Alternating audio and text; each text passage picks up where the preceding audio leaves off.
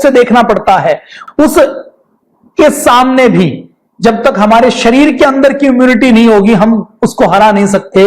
तो ये हमें बता दिया है। तो आज योग दुनिया के 200 देश कर रहे हैं, आज योग घर घर तक पहुंच चुका है। लेकिन योग में हमें क्या करना है, कितना करना है। लेकिन यदि आपको शुरू करना है कि सरलता के साथ आप योग पढ़ना शुरू करें और योग आपको उतना मिले जितने की आपको आवश्यकता है। आपके घर में यदि कोई कमर दर्द का रोगी है, कोई विशेष बीमारी से ग्रसित है, तो उसको क्या योग करना है, क्या नहीं करना, उसको सरल भाषा में कि सुबह आप उठें तो एक दरी चद्दर चटाई बिछाकर आपको योग करना है। जो डेली योग रूटीन, दैनंदिन योगाभ्यास कर्म है, इसमें रोज जो हम योग करते हैं उसका आसन प्राणायाम के 112 पेज की ये पुस्तक है, पेपर बैग की पुस्तक है। हिंदी में है, अंग्रेजी में है, नेपाली में है, इसके साथ साथ कन्नड़ में, उड़िया में, बंगाली में, गुजराती में, उर्दू में, मराठी में, असमीज में, भोजपुरी में, संस्कृत में और पंजाबी में। इनके अंदर भी यह पुस्तक है और इसका मूल्य 111 रुपए इसका रखा गया है। एक तरीके से यह सहयोग राशि आहुति के रूप में रखा गया है और इसके पेपर की क्वालिटी बहुत अच्छी है। इस पुस्तक में हम बात करें तो है क्या क्या, योगाभ्यास कैसे करें, योगाभ्यास के नियम क्या है, सूर्य नमस्कार, यौगिक जॉगिंग, परंपरागत दंड बैठक, 12 आसनों का पैकेज, उसके बाद प्राणायाम का पूरा पैकेज और प्राणायाम की वैज्ञानिक विवेचना के साथ दिया गया है।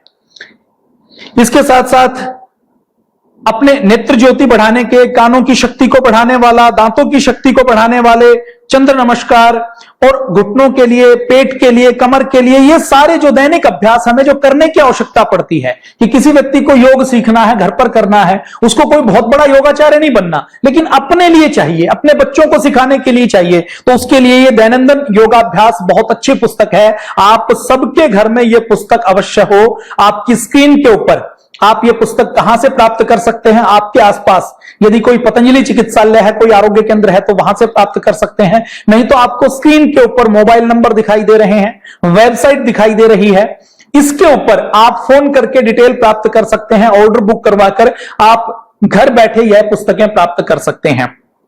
तो ये दैनंदिन योगाभ्यास आप सबके घर में हो, ये घर में रहेगी। आपको योग आता है, आपके घर में रहेगी। आपका कोई रिलेटिव है, आपका कोई उच्च अधिकारी है, आपका कोई प्रेम करने वाला मित्र है, आप उसको ये पुस्तक दे सकते हैं। आप आज योग करते हैं लेकिन आपके बच्चे नहीं करते, आपके कहने से नहीं करते, आपके घर में पुस्तक है, आपके बच्चों को ये पुस्तक कभी उन्होंने पन्ने पलटे, उनको कभी कोई समस्या आई तो पन्ने पलटते पलटते आने वाले समय में कब वो योगी बन जाएंगे ये आपको भी पता नहीं लगेगा। तो घर में ये पुस्तक हमारी ड्राइंग रूम के अंदर भी जरूर होनी चाहिए। हम नॉर्थ ईस्ट में जाते हैं, हम विदेशों में जाते हैं ना, हम लंदन में जाते हैं, तो लंदन के किसी भी होटल में जाएं तो वहां की जैसे ही हम स्टडी टेबल के ऊपर जाते हैं, ड्रॉर को खोलते हैं तो वहां पर बाइबल जरूर मिलती है, बिना मांगे मिलती है। और मैं केवल लंदन की बात नहीं कर रहा, हम नॉर्थ ईस्ट में जाते हैं, नागालैंड के किसी होटल में जाते हैं, मणिपुर के किसी होटल में जाते हैं, अरुणाचल प्रदेश के किसी होटल में जाते हैं, तो उस होटल के अंदर, उस लॉज के अंदर, उस गेस्ट हाउस के अंदर आपको वहां पर आपको ये बाइबल जरूर मिलेगी। हम मिडिल ईस्ट के किसी देश में जाते हैं तो उसके होटल में, होटल की टेबल के ऊपर ही जैसे कॉफी टेबल बुक होती है वैसे ही आपको कुरान रखी हुई मिलेगी। तो ये योग भारत की संस्कृति है, ये गीता भारत की संस्कृति है।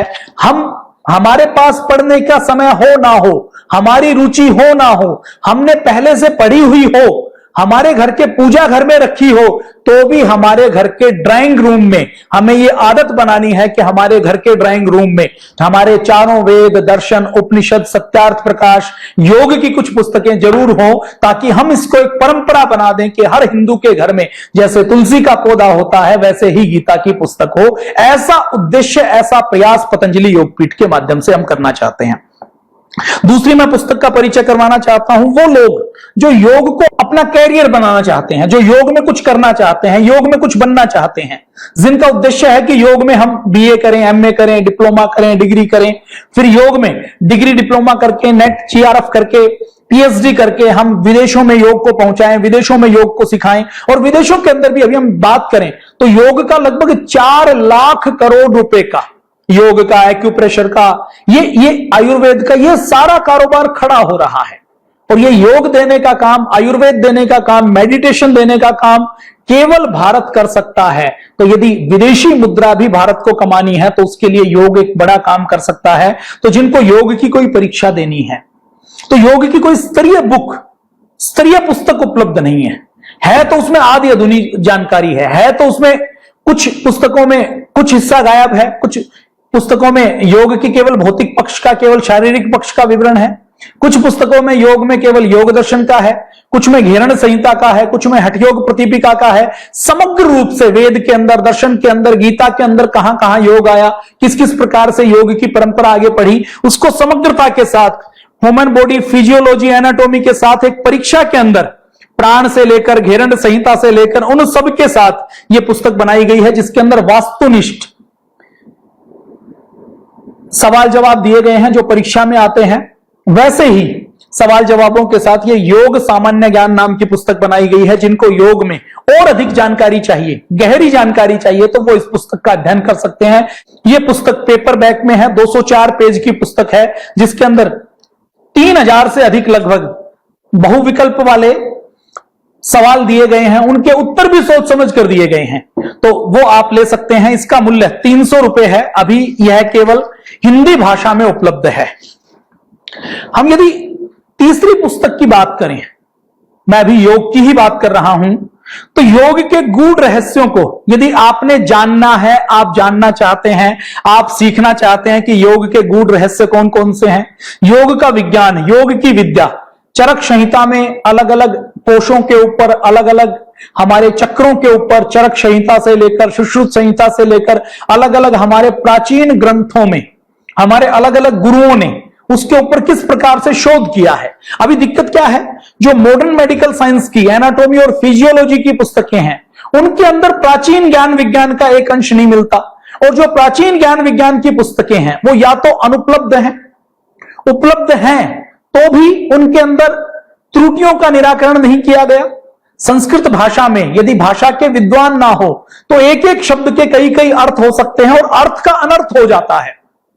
तो अपने पतंजलि योगपीठ में, क्योंकि संस्कृत के व्याकरण के बहुत बड़े बड़े विद्वान यहां पर भी हैं, और पूरे विश्व में, पूरे भारत में जितने बड़े बड़े विद्वान हैं, अब संस्कृत का तो कोई विद्वान है, लेकिन यदि उसको मेडिकल साइंस की समझ नहीं है, ह्यूमन बॉडी एनाटॉमी फिजियोलॉजी की समझ नहीं है, तो वो संस्कृत के उस हिस्से को नहीं समझ सकता जो महर्षि चरक कहना चाहते हैं, जो महर्षि सुश्रुत कहना चाहते हैं। संस्कृत तो आती है, लेकिन संस्कृत के साथ साथ मॉडर्न मेडिकल साइंस का भी, मॉडर्न साइंस का भी जिसको जानकारी हो, वही उन पांडुलिपियों को, उन ताड़पत्रों को, उन चीजों को समझ सकता है और कोरिलेट करता है। कई बार एक व्यक्ति ने केवल चरक संहिता पढ़ी है, कोई आयुर्वेद का विद्वान है, लेकिन उसने वेद दर्शन उपनिषद पूरे नहीं पढ़े हैं, उसने दूसरे विद्वानों की अलग अलग पांडुलिपियों को, कृतियों को नहीं पढ़ा है, तो वो गहराई से कि यही एक बात दर्शन में कहां कही गई है, यही एक बात अलग अलग विद्वानों ने अलग अलग परंपराओं में किस प्रकार से कही गई है, उसको कोरिलेट नहीं कर पाता। तो ये योग विज्ञान के नाम से योग के गूढ़ रहस्यों का, दार्शनिक और वैज्ञानिक, कई बार जो कुछ पुस्तकें, ग्रंथ होते हैं, वो केवल दार्शनिक पक्ष के ऊपर बात करते हैं, तो वैज्ञानिक पक्ष छूट जाता है, और जब वैज्ञानिक पक्ष के ऊपर बात करते हैं तो दार्शनिक पक्ष छूट जाता है। यह वो पुस्तक है जिसमें वैज्ञानिक पक्ष के साथ साथ दार्शनिक पक्ष दोनों को लिया गया है, और संस्कृत भाषा में भी इसका सारा विवरण दिया गया है कि संस्कृत के श्लोक भी नए बनाए गए हैं। पुराने श्लोकों के आधार पर आधुनिक विज्ञान के दर्शन के साथ, शोध के साथ मिलाकर संस्कृत के श्लोक बनाए गए हैं, नए श्लोक बनाए गए हैं, और फिर उनका हिंदी अर्थ भी दिया गया है।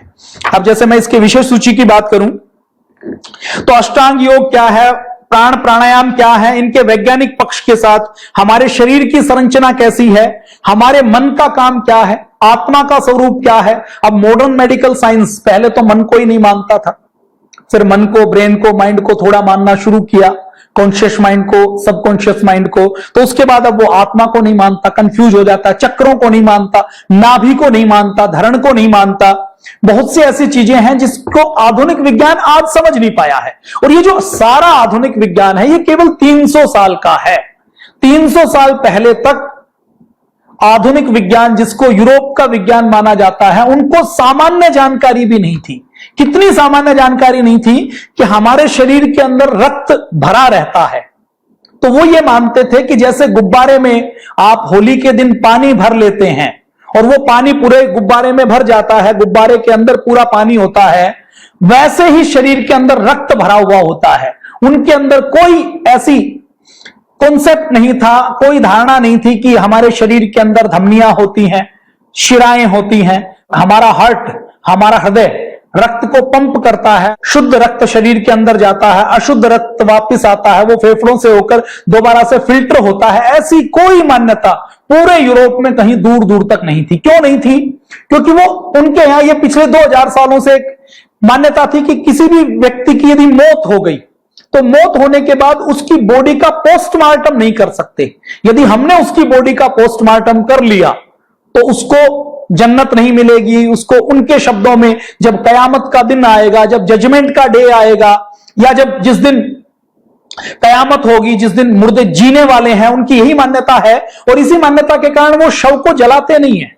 उनके यहां कोई व्यक्ति मरता है तो वो शव को कब्र के अंदर लिटा देते हैं। क्या सोचकर?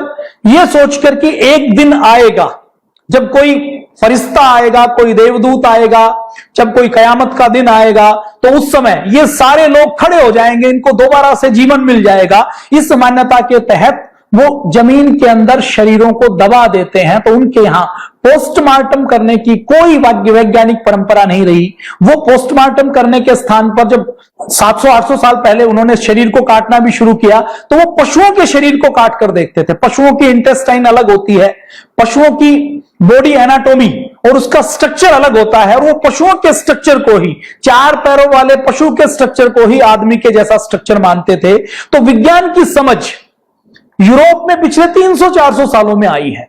गुब्बारे की तरह खून भरा रहता है, ये वो मानते रहते थे, क्योंकि उनको धमनियों का नहीं पता था, उनको शिराओं का नहीं पता था, उनको ये नहीं पता था कि हार्ट कैसे काम करता है, सामान्य समझ भी नहीं थी। और हमारे यहां ये तो आधुनिक लोगों का मानना है कि पिछले 2500 सालों से महर्षि चरक ने, सुश्रुत ने नाक की प्लास्टिक सर्जरी कैसे कर सकते हैं, गुर्दे का ऑपरेशन कैसे कर सकते हैं, सिजेरियन ऑपरेशन कैसे कर सकते हैं, ऐसे 50 तरह के ऑपरेशन करने में बहुत सिद्धता हासिल कर ली थी, बहुत दक्षता हासिल कर ली थी। ये तो प्रमाण अभी हमारे सामने है। और जिस दिन इसका अवलोकन ठीक से हो गया तो हमारे सामने आएगा कि हमारा ज्ञान विज्ञान तो बहुत उन्नत था, और केवल 2000 सालों से नहीं था।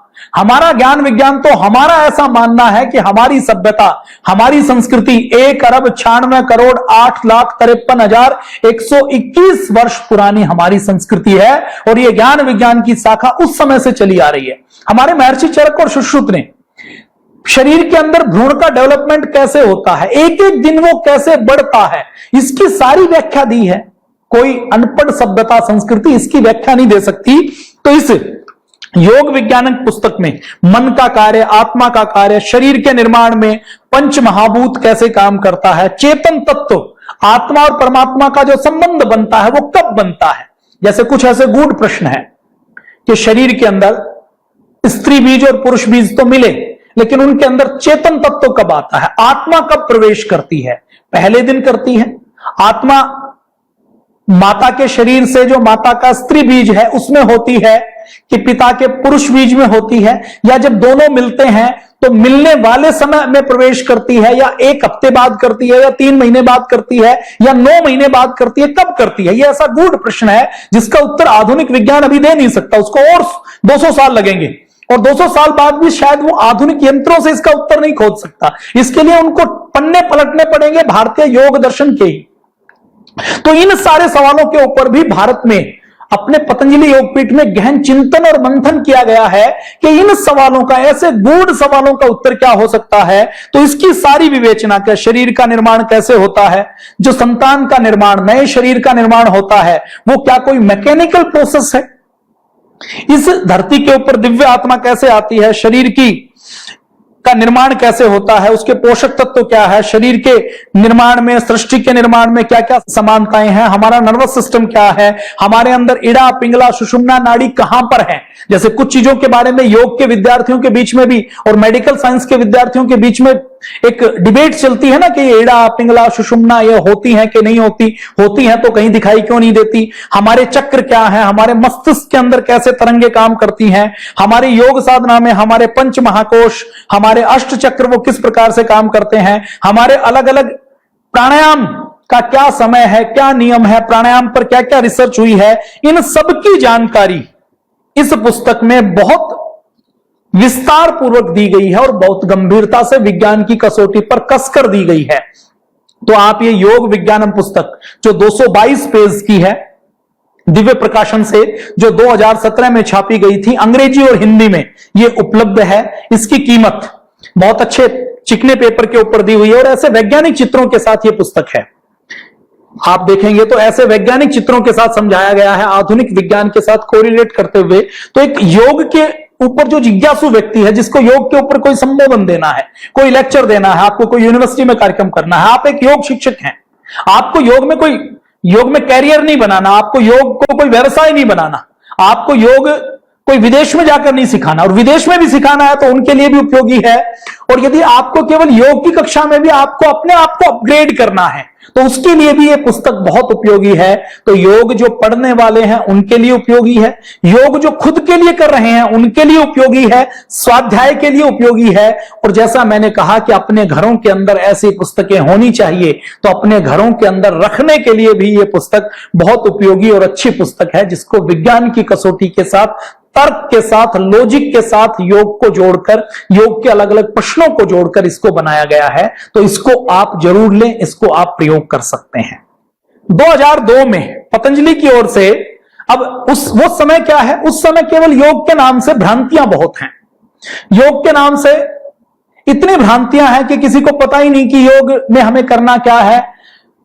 लोगों ने सुन रखा है कि योग प्राणायाम तो गृहस्थ व्यक्ति को नहीं करना, योग प्राणायाम तो गुफाओं में बैठकर ही कर सकते हैं, योग के लिए तो प्राचीन ग्रंथों को समझने के लिए कोई लंबी चौड़ी भाषाएं सीखने की आवश्यकता है, या योग तो इतना ग्लैमराइज हो चुका है कि इसको तो धीरेन्द्र ब्रह्मचारी जैसे महायोगी केवल प्राइम मिनिस्टर को सिखाते हैं, एक आम आदमी को सिखाने के लिए कोई गुरु नहीं मिलने वाला। और किसी आम व्यक्ति ने यदि कोई पुस्तक मिल भी गई और उससे कोई प्रयास करने की कोशिश की तो यह कह दिया गया, उसको यह बता दिया गया कि यदि योग करोगे और बिना गुरु की देखरेख के करोगे तो योग से हानि हो जाएगी।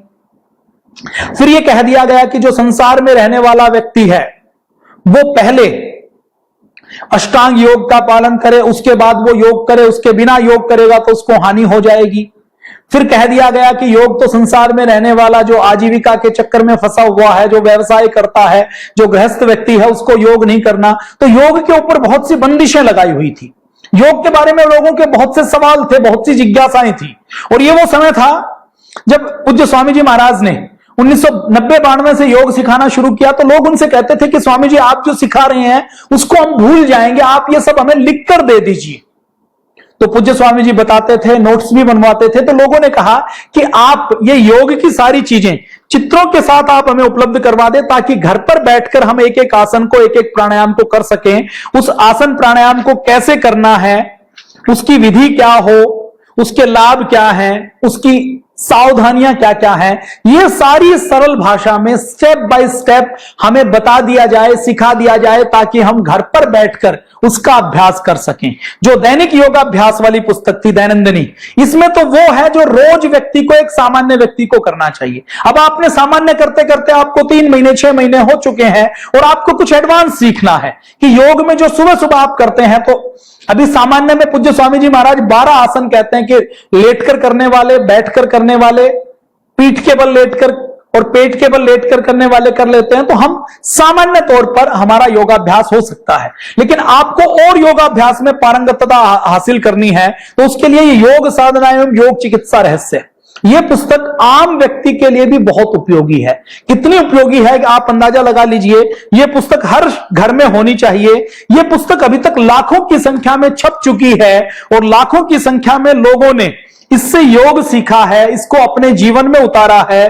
और योग के साथ साथ इस पुस्तक में क्या क्या है मैं थोड़ा सा परिचय दूं। योग का परिचय है, योग का स्वरूप है, योग का आध्यात्मिक पक्ष क्या है, योग का शारीरिक पक्ष क्या है, योग का मानसिक पक्ष क्या है, योग के मूलभूत सिद्धांत क्या है, योग की उपयोगिता क्या है, योग का आत्मा पर प्रभाव क्या पड़ता है, मन पर क्या प्रभाव पड़ता है, आध्यात्मिकता का यथार्थ रूप क्या है। आप पूरी गीता नहीं पढ़ सकते, तो गीता के अंदर दैवी संपदा क्या है, आसुरी संपदा क्या है, हमारे संकल्प कैसे हों, हम सात्विक सफलता कैसे प्राप्त कर सकते हैं, आहार निद्रा ब्रह्मचर्य, स्वस्थ व्यक्ति की दिनचर्या कैसे हो, यम नियम आसन प्राणायाम क्या है, योग दर्शन का निचोड़ भी इसके अंदर डाल दिया गया। सूक्ष्म व्यायाम के बारे में, दैनिक योगाभ्यास के बारे में, लेटकर करने वाले, पीठ के बल लेटकर करने वाले सारे आसन इसमें दिए गए हैं। परंपरागत दंड बैठक के साथ साथ रोगानुसार योग इसमें दिया है। मोटापा है तो कौन से आसन प्राणायाम करें, थायराइड है तो कौन से करें, उदर के रोग हैं तो कौन से करें, इनफर्टिलिटी है तो कौन से करें, बच्चों के लिए कौन से करवाएं, विद्यार्थियों के लिए कौन से करवाएं, प्रेग्नेंट लेडीज के लिए कौन से योगाभ्यास करवाएं, बालकों के लिए, कंपटीशन के लिए कौन कौन से योगाभ्यास हैं, फिर हठ योग क्या है, फिर षटकर्म क्या है, हम अपने शरीर की ओवरहालिंग कैसे करें, जैसे हम स्कूटी का, मोटरसाइकिल का या अपनी कार का कुछ समय बाद जाकर जब उसका मोबिल ऑयल चेंज करवाते हैं, इंजन ऑयल चेंज करवाते हैं, क्योंकि खराब इंजन ऑयल होगा तो उसके अंदर इंजन ठीक से काम नहीं कर सकता, उसका पिस्टन चल नहीं सकता। तो ऐसे ही हम अपनी बॉडी की ओवरहालिंग कैसे करें, शंख प्रक्षालन की क्रिया, कायाकल्प की क्रिया, एक्यूप्रेशर के कौन कौन से पॉइंट हैं, वो सारी चीजें इसके अंदर बहुत डिटेल में दी गई हैं कि आप किस प्रकार से कर सकते हैं, एक एक मुद्रा के क्या क्या लाभ हैं, एक एक मुद्रा कैसे काम करती है, वो इस पुस्तक में दी गई है। तो आप ये पुस्तकें अपने घर में रख सकते हैं और पुस्तकों के इस अभ्यास को, इस क्रम को, क्योंकि दिव्य प्रकाशन ने ज्ञान विज्ञान की बहुत बड़ी श्रृंखला शुरू की है और आगे हम बढ़ाते रहेंगे। कल और हम बात करते हैं कि कौन कौन सी पुस्तकों को हम पढ़ सकते हैं, कौन कौन सी पुस्तकें किस प्रकार से हमारा सहयोग कर सकती है। तो आज के लिए जय हिंद, वंदे मातरम, भारत माता की जय।